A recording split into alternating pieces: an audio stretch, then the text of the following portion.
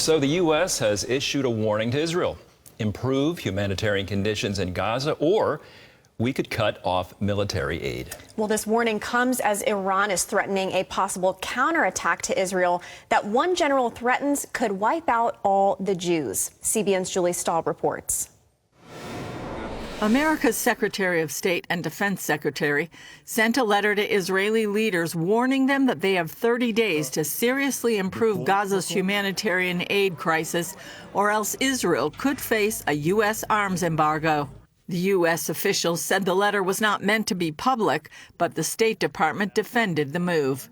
What we have seen over the past few months is that the level of humanitarian assistance has not been sustained. In fact, it has fallen by over 50% from where it was at its peaks. On CBN's Faith Nation, Brad Bowman of Foundation for Defense of Democracies says the letter does real damage to Israel as it's fighting deadly enemies on 7 fronts. So this is very, very serious. This, I would say, is not unlike your best friend being surrounded by 6 or 7 bullies on the playground, getting kicked, and then you come up and instead of giving your friend a hand up, you join the kicking. This is not too far from that.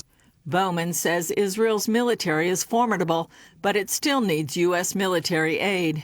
Israel is heavily dependent on U.S. security assistance, namely weapons.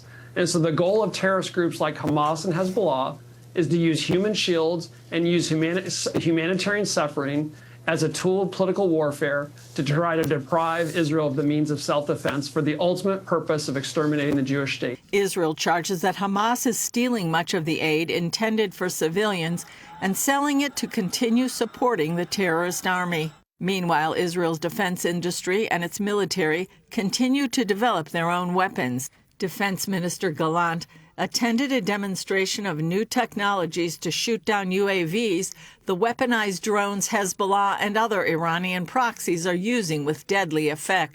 Sunday, a drone killed 4 Israeli soldiers and wounded 60 other people on an IDF base.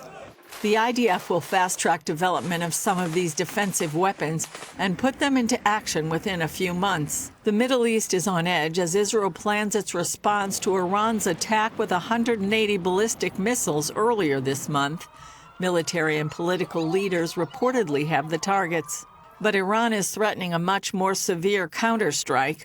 One general says openly the Islamic regime could kill all the Jews of Israel. That land is a small land. It's not even as big as one of Iran's small provinces.